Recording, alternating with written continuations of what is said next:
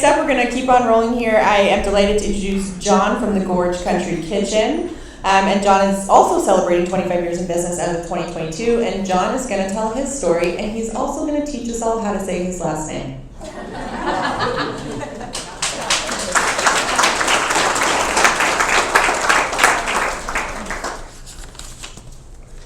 Zintabalonis.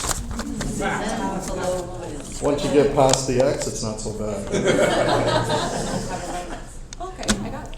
That's it. Hi everyone, it's nice to be here with you all. It's an honor to be acknowledged and celebrated for 25 years in business. Congratulations to everyone here for their accomplishments. Centre Wellington Chamber of Commerce, thank you for hosting this event. I highly recommend anybody getting into business, give them a call, sign up. They do great things for small businesses in the community, and the people that work there are just great people. So,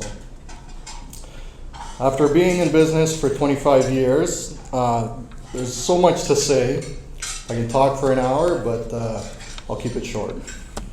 It was June of 1997 when my father, who is here with me today, and my mother opened up the Gorge Country Kitchen. My two older brothers and I worked there, along with my younger sister when she was old enough. It was a full family affair. Before opening the Gorge Country Kitchen, there were two locations that my parents were looking at. One was in Kitchener. The building was already constructed. The second was an empty lot on Wellington Road 7 on the edge of a small town named Elora.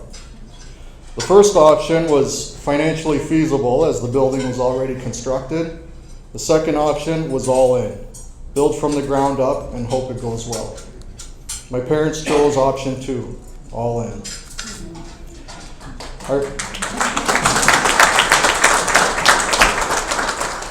I remember a group of retired gentlemen who came into the restaurant every day for coffee and toast or tea and muffins.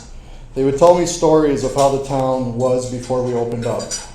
I remember them telling me how they thought my parents were crazy for building such a large restaurant in a town that had such a low survival rate of restaurants that tried to give it a go in past years. But what they didn't know was my father had a vision. Yes, he was a little crazy, but he had a vision. He knew that some key ingredients to succeed in the restaurant business were you have to be on a busy road, you have to be easily accessible, and you have to provide ample parking. So he loved the location.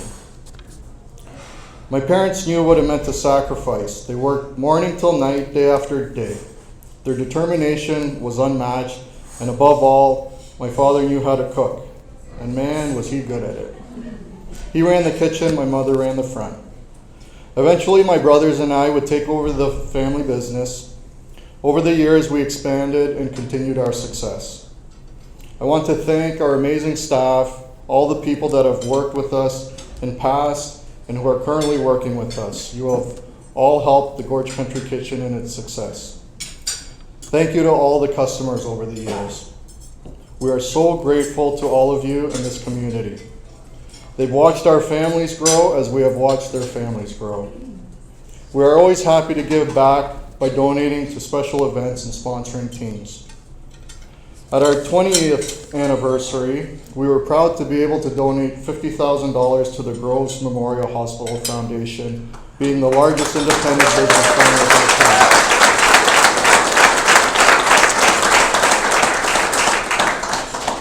town. Over time, we have learned what it means to grow. There's a lot of growth in this community, and I think it's just wonderful. As a business and a community, I always say, if you're not growing, you're slowly dying. I look back at the 25 years, and I realize it's not the destination, it's the journey, so take time to enjoy it. In business and in life, it is good to have goals and expectations, but you have to enjoy the road that takes you there. It's the journey that you'll remember. Thank you for allowing me to speak today. It's an honor to be a part of this wonderful community.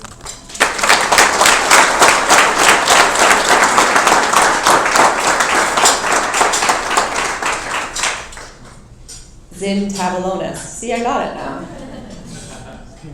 Thank you, John. And I hope that today is part of recognizing that we're on a journey and celebrating part of that journey. With our last speaker, besides me,